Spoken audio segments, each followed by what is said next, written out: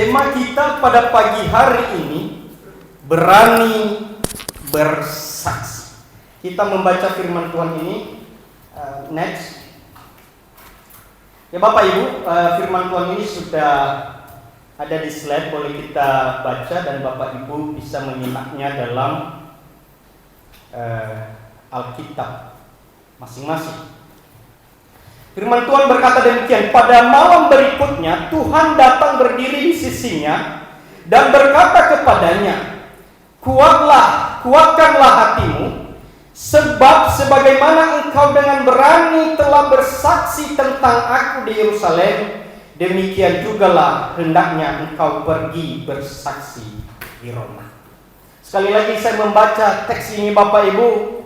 Pada malam berikutnya Tuhan datang berdiri di sisinya dan berkata kepadanya, kuatkanlah hatimu, sebab sebagaimana engkau dengan berani telah bersaksi tentang aku di Yerusalem, demikian jugalah hendaknya engkau pergi bersaksi di Roma. Bapak Ibu, saya mau bertanya, bersaksi dengan nama Yesus kepada orang lain itu mudah atau tidak Bapak Ibu? Susah atau mudah? Susah. Susah banget. Rupanya Bapak Ibu tidak mudah untuk bersaksi. Kenapa? Kalau kita melihat di dalam konteks teks firman Tuhan ini, ada satu kata yang ditekankan oleh Tuhan kepada Rasul Paulus ketika dia hadir pada malam hari. Pada waktu itu Paulus ada di penjara. Firman Tuhan berkata, kuatkanlah hatimu. Rupanya kenapa? Tuhan berkata memang tidak mudah. Namanya bersaksi. Bersaksi tentang Yesus kepada orang lain bukan perkara mudah Bapak Ibu, karena kita akan menghadapi berbagai tantangan. Seperti penolakan, dijauhi, diusir, dipukul, dianiaya, bahkan ada yang sampai dibunuh. Tuhan Yesus berkata kepada Paulus, kuatkanlah hatimu. Artinya Bapak Ibu, kalau orang mau memiliki kerinduan, mau bersaksi tentang Yesus kepada siapapun, harus yang pertama yang dia miliki itu adalah keteguhan kuatkanlah hatimu, artinya engkau akan menghadapi berbagai macam tantangan. Tetapi ketika engkau menguatkan hatimu, engkau akan bisa melaluinya sekalipun tantangannya banyak. Bapak Ibu yang terkasih di dalam nama Tuhan Yesus, kenapa orang percaya harus berani bersaksi tentang Tuhan Yesus? Itu pertanyaan kepada kita. Kenapa orang percaya harus berani bersaksi tentang Tuhan Yesus kepada orang lain? Kalau saya melihat Bapak Ibu di dalam teks ini dan juga di dalam teks-teks nanti firman Tuhan yang akan kita baca, yang pertama adalah untuk menyatakan fakta dan kebenaran. Untuk menyatakan fakta dan kebenaran. Kenapa Bapak Ibu? Kalau kita melihat fakta dan kebenaran adalah Tuhan Yesus benar-benar sudah bangkit dari kematian. Sebenarnya apa yang disampaikan oleh Pak Gembala minggu lalu tentang Roh Kudus itu, kenapa Tuhan itu berkata sebenarnya ini hanya dalam pemikiran saya, versi saya Bapak Ibu ya. Kalau engkau bersaksi itu harus dimulai dari Yerusalem. Bapak Ibu, kalau kita melihat sebenarnya rentetan kejadian sejak Tuhan Yesus itu ditangkap, disalib, dan juga itu dia mati, ada satu kejadian yang dibangun oleh, atau gagasan yang dibangun oleh orang-orang Farisi pada waktu itu, orang-orang para imam-imam kepala. Bagaimana mereka mengatakan bahwa Yesus itu tidak bangkit, tetapi dia dicuri oleh murid-muridnya. Dan ini tersiar di Yerusalem. Dan ini menjadi berita.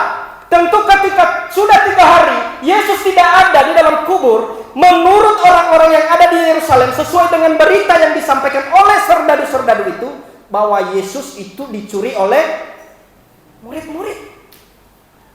Untuk menangkis ini Bapak Ibu, untuk meluruskan berita palsu ini, sebelum Tuhan Yesus naik ke surga, dia bilang, engkau harus bersaksi tentang aku. Kenapa? Mulai dari mana? Dari Yerusalem. Karena ada berita yang tidak baik yang mereka sampaikan. Sehingga kalau kita melihat selama Tuhan Yesus bersama-sama dengan murid-muridnya, sebelum dia naik ke surga, berapa kali mereka berkumpul untuk menunjukkan apa Bapak Ibu? Bahwa saya benar-benar bangkit. Kalau kita melihat sebenarnya konteks itu Bapak Ibu, kalau menurut versi saya Bapak Ibu ya, rupanya kenapa Tuhan Yesus sebenarnya dimulai dari Yerusalem untuk mematahkan berita hoax yang dibangun, yang disebarkan oleh para imam-imam kepala pada waktu itu. Sehingga firman Tuhan berkata kalau kita membaca di dalam Yohanes bahwa Yesus itu benar-benar bangkit. Di dalam Yohanes 20 ayat 18 Bapak Ibu. Next. Itu firman Tuhan berkata.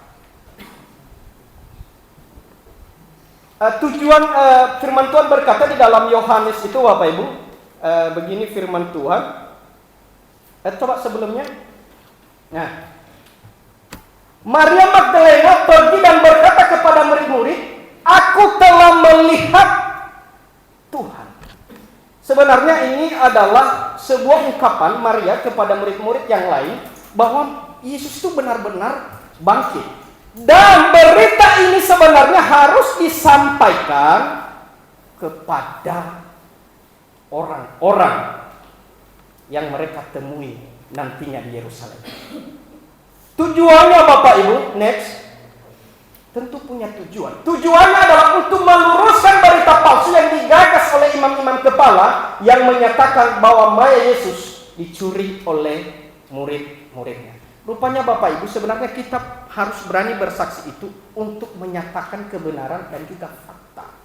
Perhatikan Bapak Ibu, sekarang di media sosial, kalau kita tidak memiliki pemahaman firman Tuhan yang baik dan benar Bapak Ibu, berapa pengajaran-pengajaran sesat di media sosial. Jangankan pun dari luar kita, di dalam kita saja Bapak Ibu, yang sudah percaya Tuhan. Tetapi kalau kita tidak berani berkata, yang menjadi pertanyaan, bagaimana kita bisa berani berkata kalau kita tidak tahu kebenaran, kalau kita tidak tahu fakta? Sehingga orang itu dulu harus tahu kebenaran. Kebenaran pada waktu itu memang para murid ketemu Yesus, dan itu fakta. Sehingga Bapak Ibu, saya bilang tadi, berani bersaksi itu tidak mudah. Kenapa? Yang pertama, orang itu dulu harus diperlengkapi dan harus benar-benar tahu firman Tuhan dengan benar. Kalau tidak, berbahaya. Bapak Ibu bayangkan kalau sekarang apa yang terjadi. Kalau dulu itu zaman sekarang, itu semua media sosial, enggak, Yesus itu dicuri oleh murid-muridnya. Yesus itu nggak ada di kubur, itu bukan bangkit. Itu yang menggagas itu bukan orang sembarangan Bapak Ibu, itu para imam. Itu semua orang-orang yang punya kedudukan, dan itu paling gampang diterima oleh masyarakat. Tetapi Tuhan berkata, bersaksi tentang aku mulai dari Yerusalem, karena terjadi kekacauan berita-berita palsu itu untuk menyatakan kebenaran dan fakta yang sesungguhnya. Itu Bapak Ibu. Sehingga kita berani bersaksi. Itu tujuannya adalah untuk meluruskan pengajaran-pengajaran palsu yang dibangun oleh orang lain. Tidak mudah Bapak Ibu. Sehingga saya tidak setuju orang berkata, ada beberapa hamba Tuhan, berdebat itu tidak boleh, karena berdebat itu juga tidak membawa orang menjadi bertobat. Loh, yang menjadi pertanyaan saya, kalau orang itu yang menyampaikan salah, masa kita tidak boleh mempertahankan kebenaran firman Tuhan untuk kita sampaikan?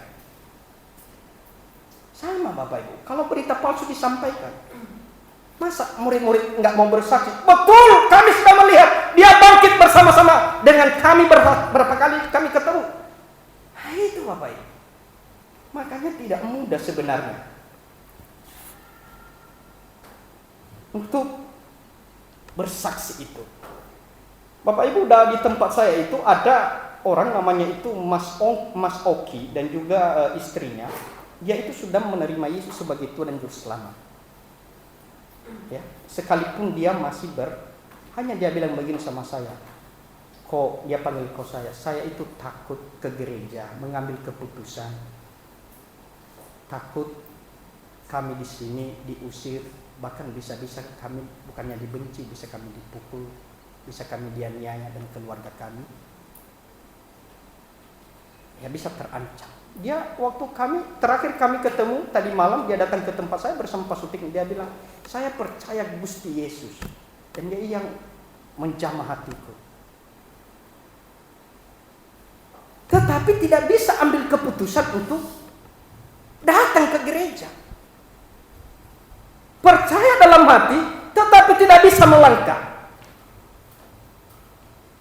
Nah, ini Bapak Ibu, bagaimana kita sebagai orang-orang benar harus berani bersaksi kepada orang seperti begini. Orang seperti begini sebenarnya adalah orang sudah percaya tapi masih ragu. Orang sudah percaya tapi masih ragu-ragu, sehingga tidak bisa melangkah. Bapak Ibu yang dikasihi oleh Tuhan, kita belajar next. Kenapa kita itu ini lanjut, ini yang apa itu tadi, yang berita palsu ini yang disampaikan oleh para imam-imam. Nah, ini tadi yang saya singgung Bapak Ibu, sudah disinggung oleh Pak Gembala kemarin. Tetapi kamu akan menerima kuasa kalau Roh Kudus turun ke atas kamu dan kamu akan menjadi saksiku di Yerusalem. Nah, ini yang saya sampaikan tadi, bahwa sebenarnya berita kenapa di Yerusalem pertama sebenarnya disampaikan itu sering ditarikan orang para hamba-hamba Tuhan. Kita memulai dari keluarga, dari yang dekat. Itu mungkin aplikasinya Bapak Ibu. Tetapi kalau kita melihat ya rentetan kejadian tadi, selama itu ada kan berita palsu. Tapi bagaimana berita palsu itu bisa diluruskan? Nah itu, bersaksilah di Yerusalem. Karena tempat itulah di mana berita-berita itu sangat besar Bapak Ibu. Tuhan yang berkata, bersaksi mulai dari Yerusalem, baru di Yudea. Lanjut. Yang kedua Bapak Ibu, nah ini kenapa kita sebenarnya itu harus berani bersaksi? Sampai saat ini Bapak Ibu, kalau kita melihat dalam diri kita, coba kita perhatikan Bapak Ibu. Kenapa kita berani bersaksi? Untuk menyatakan kasih Allah kepada dunia. Coba kita melihat firman Tuhan di dalam Yohanes itu Bapak Ibu ya. Tuhan itu mengasihi seluruh isi dunia ini.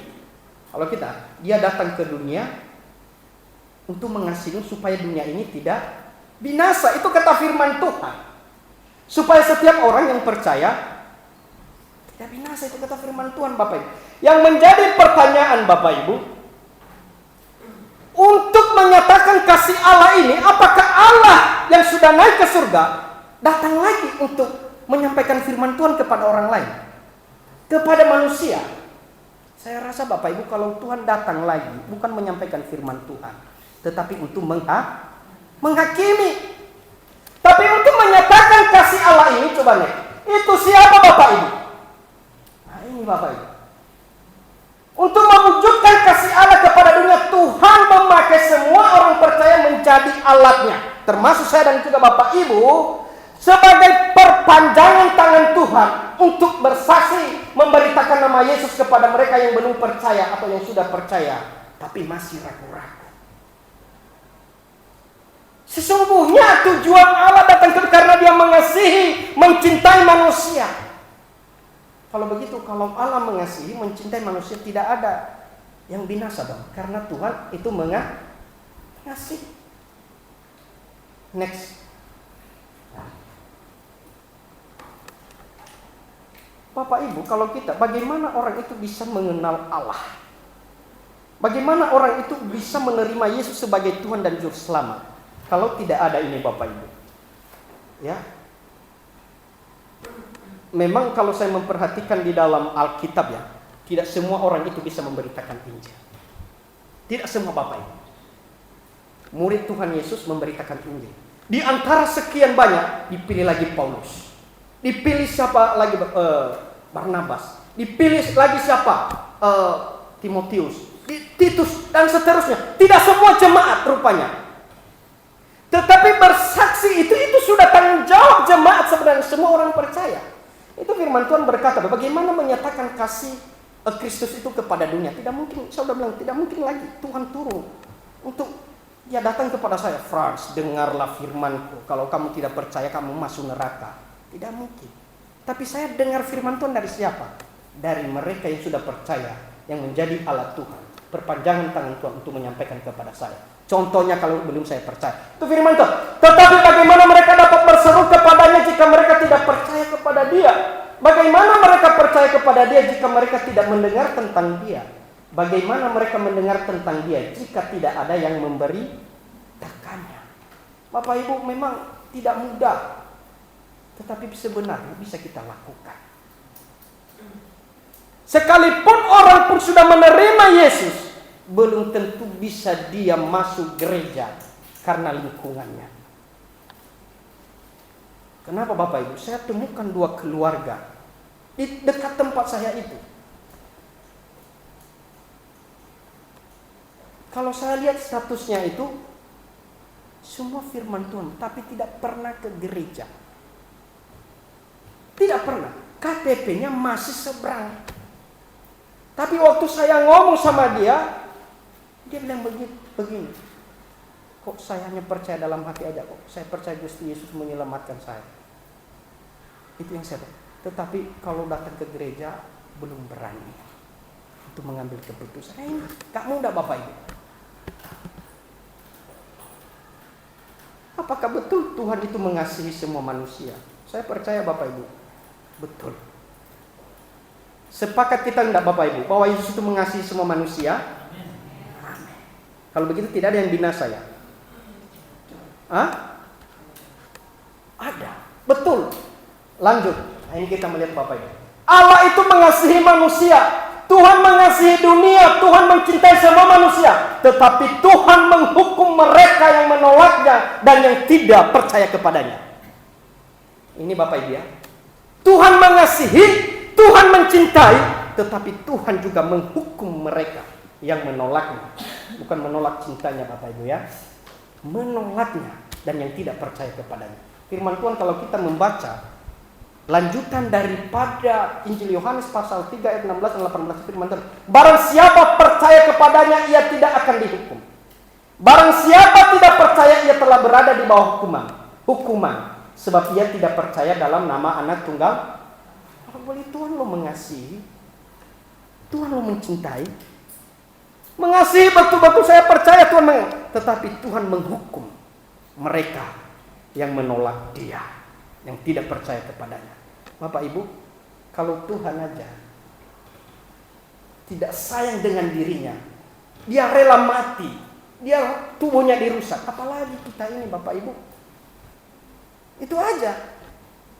Kalau dia mau binasakan kita, yuk kita begini loh. Kalau dia bilang, oh saya sudah berbuat begini loh, Tuhan itu tidak pernah salah.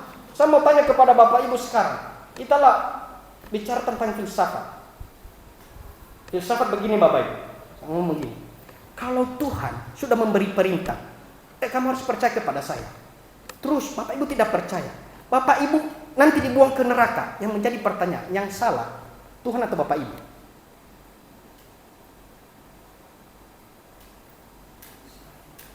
Yang salah Bapak Ibu, kenapa? Karena menolak Tuhan. Bapak Ibu kita melihat, ini beda. Kalau kita melihat perjalanan bangsa Israel Bapak Ibu, saya seringkali berpikir, namanya Firaun. Firaun itu berbuat baik gak sama bangsa Israel?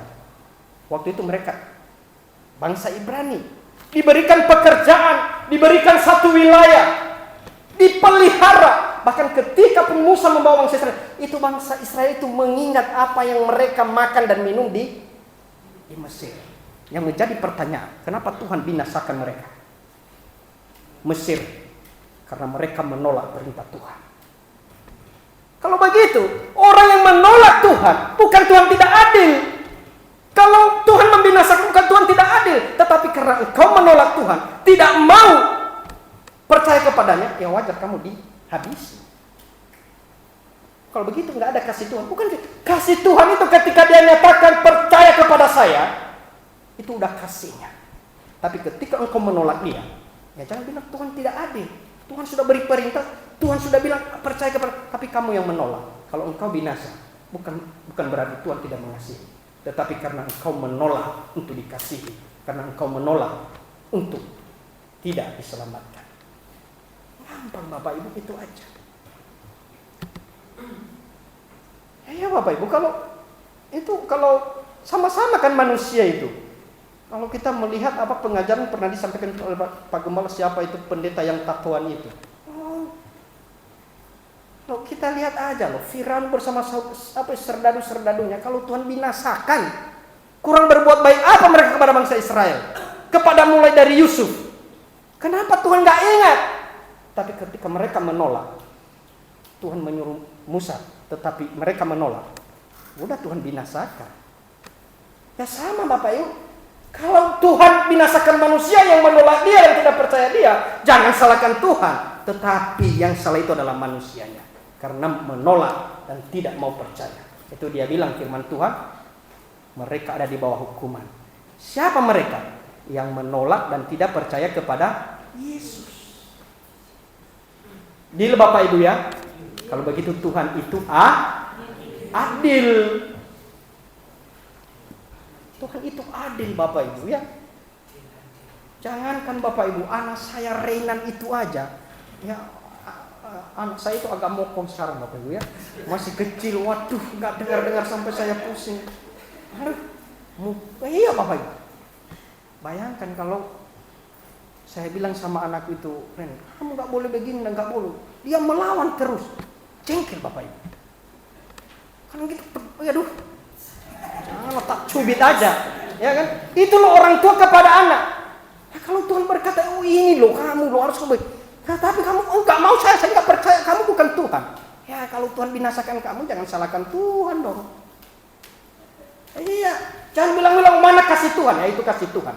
Ketika Tuhan berkata, saya adalah jalan, kebenaran dan hidup. Dia menyampaikan firman Tuhan dan ada orang percaya datang kepadamu untuk memberitakan Injil. Itu kasih Tuhan, dia nyatakan. Tapi kalau kamu menolak, ya jangan salahkan Tuhan nanti. Itu Bapak Ibu.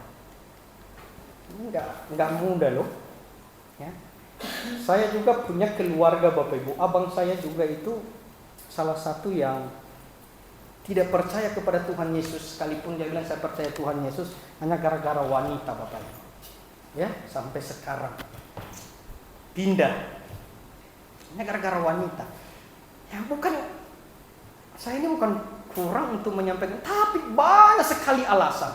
Sama aja, itu aja, ujung-ujungnya sama aja. Ya itu mau bilang apa sampai begini Bapak Ibu?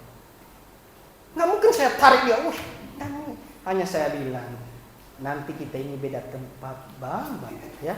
Abang nanti itu loh di neraka, saya pasti di surga.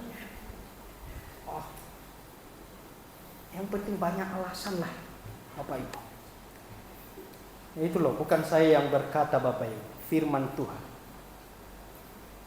Firman Tuhannya di mana Bapak Ibu? Mereka yang menolak dia ada di bawah hukuman. Hukuman itu apa Bapak Ibu? Maut. Ya, kalau upah dosa itu adalah maut, dan maut itu adalah kebinasaan.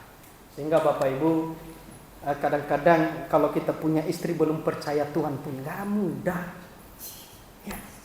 Atau abang saya pun gak mudah Bapak Ibu untuk meyakinkan dia itu. Aduh, susah. Apalagi orang lain. Justru berdebat. Justru, dia pakai segala apa itu. Begini juga begini. Nah itulah. Tidak mudah. Tetapi begini Bapak Ibu, dari sekian orang yang saya temui, dari 1000 orang, pasti ada minimal 1-2 akan mengambil keputusan ketika Injil itu disampaikan. Sekalipun tidak semua. Sehingga dimanapun kita berada Bapak Ibu, beranilah bersaksi. saksikan bahwa Yesus itu adalah satu-satunya Tuhan dan Juru Selamat. Bapak Ibu, kenapa kita harus berani memberitakan Injil? Nah, ini Bapak Ibu. Sebenarnya Tuhan itu mau seluruh bangsa ini menjadi murid Dia. Kalau kita membaca Matius itu sering dipakai, ini adalah ayat misi. Jadikanlah semua bangsa, untuk menjadikan semua bangsa murid Tuhan Yesus. Menjadikan Bapak Ibu. Kalau kita bersaksi, bisa nggak menjadikan semua bangsa ini menjadi murid Tuhan Yesus? Kalau secara manusia Bapak Ibu, tidak. Kenapa? Tapi kenapa Tuhan berkata kepada mereka, jadikanlah semua bangsa muridku. Kemarin Bapak Ibu saya pelayanan di sebelah ini, ya. Sebelah ini ada kantor, di sebelah ini saya pelayanan di situ. Ada salah satu pekerjaan karyawan yang kerja di situ Bapak Ibu. Habis dia khotbah, dia bersaksi. Dia ini dari Katolik. Terus yang satu ini dari gereja Mawar Saron. Gereja Mawar Saron Kapil Mentopa. Terus yang dari Katolik ini dia ajak yang dari Katolik ini untuk datang beribadah ke gerejanya di Mawar Saron. Dia bilang, ini kesaksian mereka ya berdoa. Ayo kita sekali main-main di gereja saya bagus loh. Gereja saya rame gitu loh. Terus Cece ini ya pergi gitu loh, ketemu mereka di parkiran di PTC itu, dia datang ibadah. Tetapi waktu dia datang ibadah, ini kesaksian dia, beda dengan di Katolik katanya. Kenapa? Mewah sekali, sampai dia itu nggak fokus ibadah, hanya dia lihat dia semua. Lightingnya katanya kayak apa itu, kayak show begitu katanya. Habis itu balik dia, ditanya temannya. Ini kesaksian, ada mereka berdua katanya. Terus dicet temannya, oh minggu depan lagi ya, datang ya. Terus dibilang temannya itu, oh iya, kamu senang ke gereja saya? Oh senang katanya, rame ya gitu katanya. Yang penting kesaksian seperti begitu. Tapi ya tutup ceritanya, habis itu saya sharing Bapak. Tak bilang begini, ya Mbak, tak bilang Cece, Mbak jauh bisa tersinggung ya. Ini namanya bukan membawa jiwa kepada Tuhan. Ini namanya memindahkan jiwa Tuhan ke tempat yang sudah ada. Itu tidak boleh.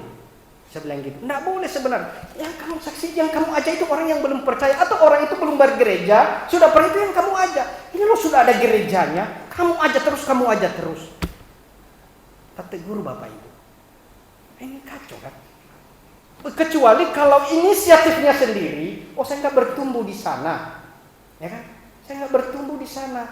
Tetapi, oke, kalau nggak ke tempat saya, mana tahu bertumbuh. Kalau bilang oh datang di gereja saya, bagus kan? Ini orangnya datang ibadah katanya beda dengan, ya dia benar. Kalau romo saya itu khotbah, ini dibeli mereka yang cerita Bapak. Itu kan kadang kita buat ngantuk. Kalau ini enak katanya. Apa itu pendetanya jalan sini, jalan sana kan?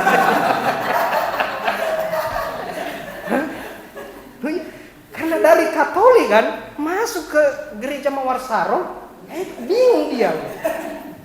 Dia nggak fokus. Dia bilang, ya Pak, saya nggak fokus Pak. Saya lihat jalan-jalan pendetanya.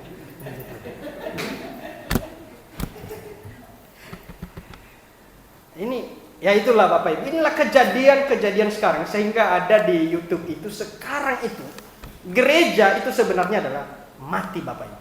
Sekarang itu bukan gereja lagi mencari jiwa, tetapi bagaimana gereja itu memindahkan jemaat yang lain ke gerejanya, sehingga dia buat fasilitas. Kalau gereja seperti begini, nggak datang Bapak, nggak ada fasilitasnya. Iya, sekalipun pengajarannya bagus, enggak. Yang orang cari itu sekarang seperti begitu. Iya. Kenapa? Dari mana kita? Dari kesaksian mereka Bapak. Mewah ya, bagus ya. Yang diapa itu bukan lagi firman Tuhan, bukan. Tetapi mewah, bagus. Pendetanya jalan-jalan, apa semua ya? Di mimbar ya kan? Maksudnya yang mereka ceritakan itu bukan yang kalau dia ceritakan contohnya, waktu saya dengar firman Tuhan yang bukan itu yang dia ceritakan Bapak Ibu. Sehingga Mbak itu bilang, oh ya minggu depan lagi datang ya di gereja. Itu Bapak Ibu, kejadian-kejadian sekarang ini bukan berani bersaksi itu namanya. Dan itu saya rasa tidak baik. Tidak baik Bapak Ibu. Karena di Surabaya ini sekarang GSJS dengan Mawar Saronti yang saya baca ini ya, karena ada salah satu sedang bersaing. Bukan mencari jiwa yang belum percaya, bersaing. Ya, enggak juga Bu ya. Nah itulah. Nah, itu kalau ada jemaat-jemaat yang mampu di sini ya, buat fasilitas juga supaya banyak juga yang tertarik. Kalau jemaat yang tertarik dengan fasilitas ya begitu Bapak Ibu, kan tertarik dengan firman Tuhan kan kacau semua. Kacau Bapak Ibu seperti begitu. Nah, ini Bapak Ibu perhatikan bedanya. Tuhan itu berkata jadikan semua bangsa muridku. Tujuannya Bapak Ibu, next, ini tujuannya Bapak Ibu. Tujuan untuk menjadikan bangsa murid Tuhan supaya dalam nama Yesus semua bertekuk lutut, baik yang ada di langit dan di bumi dan segala lidah mengaku Yesus Kristus adalah Tuhan bagi kemuliaan Bapa.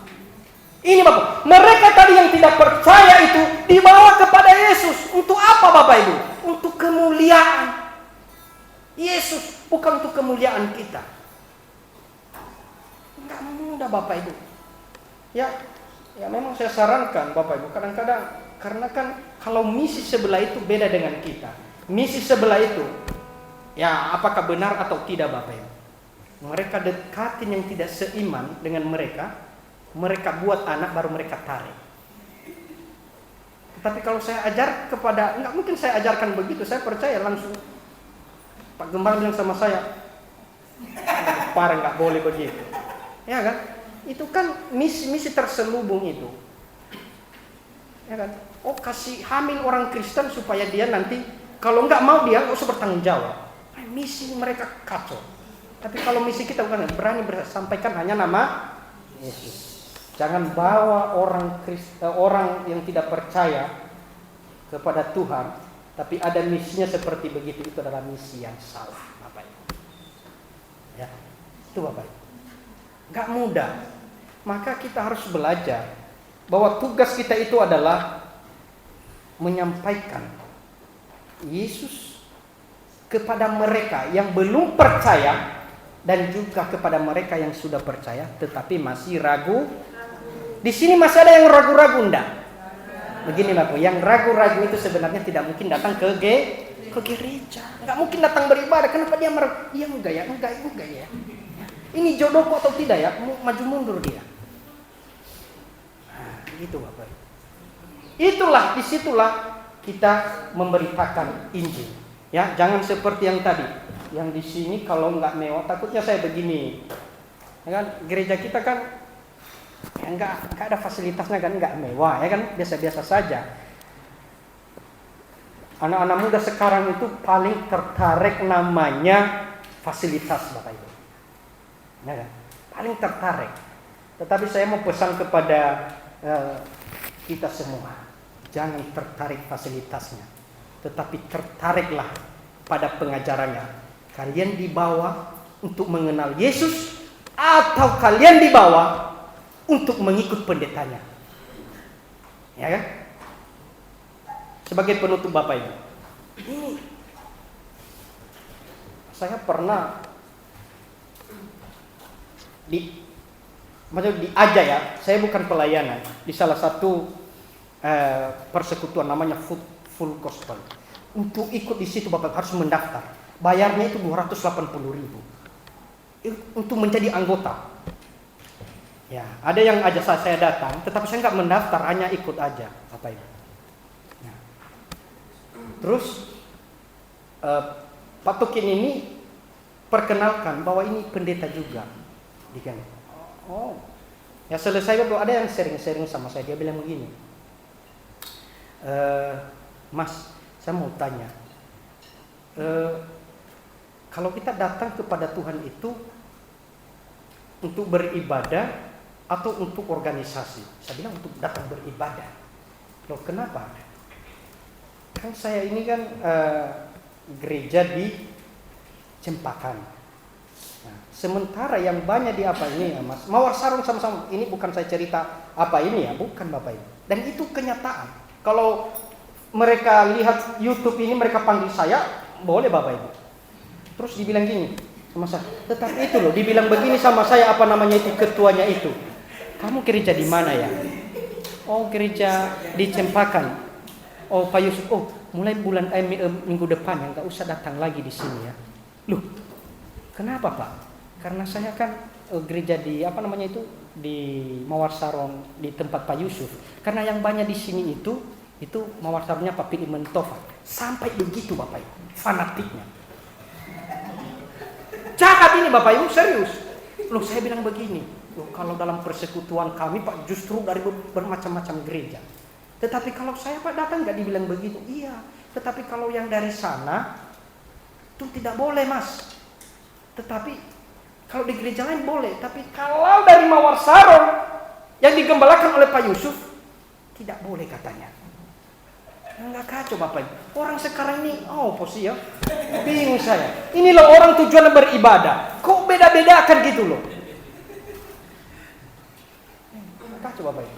Ini sekarang saya bilang, loh kok seperti begitu? Tapi saya tanya seperti itu. Tapi saya apakah dia orang ini juga nggak benar di dalam hati saya? Kenapa? Dia fitnah itu. Dia bilang gini, oh itu begitulah pengajaran Pilih Mentova. Dia bilang kalau dari sana itu nggak boleh gabung-gabung apa itu di GC apa itu nggak tahu. ACG. Loh saya bilang nggak mungkin lah Pak Pilih ngomong begitu. Buktinya itu ketuanya ngomong begitu. Nggak jahat Bapak Ibu. Ini saya bilang pengajaran ini salah betul semua. Kenapa? Ini karena dasarnya firman bersyukur di sini. Kenapa saya bilang? Bukan saya loh hamba Tuhan. Kalau ya beberapa yang khotbah di sini semua kan Alkitabiah Bapak Ibu ya. Tidak ada yang tidak Alkitabiah. Ya kan? Sekalipun ya Bapak Ibu kadang-kadang tersakiti ya dengan kalau keras ya biasa Bapak Ibu ya kan. Firman Tuhan itu kalau tidak menyakitin Bapak Ibu tidak akan merubah Bapak Ibu. Itu aja. Kalau firman Tuhan itu hanya baik-baik, oh kamu diberkati, ya berikan perpuluhan untuk saya di sini. Waduh Bapak Ibu, saya juga bisa itu, saya ngomong-ngomong terus saya begitu perpuluhan kasih terus. Bisa Bapak Ibu, tapi kalau firman Tuhan menyakitin Bapak Ibu, tersakiti. Waduh, kok Pak Gembala mau jangan-jangan dia singgung saya? Bukan dia singgung Bapak Ibu. Enggak pernah disiapkan firman Tuhan untuk menyinggung orang. Tetapi karena memang kalau kita tersinggung artinya ada yang salah dalam diri kita. Kadang-kadang loh apa itu Pak Gembala saya juga berbeda. Kadang kadang saya kayak apakah dia tahu kesalahan saya lah? Ya kan? Apakah dia dengar? Sebenarnya enggak tahu, tapi kenapa kena saya? Ya itu firman Tuhan tidak pernah dipersiapkan untuk menyakiti. Tetapi kita tersakitin karena kita salah. Tujuannya untuk mengubah, untuk memproses hidup kita. Amin. Bapak Ibu ya, beranilah bersaksi kepada siapapun. Kalau belum ada yang percaya, tetap berdoa untuk mereka. Tuhan Yesus memberkati. Saya undang kita bangkit berdiri, kita nyanyikan satu pujian.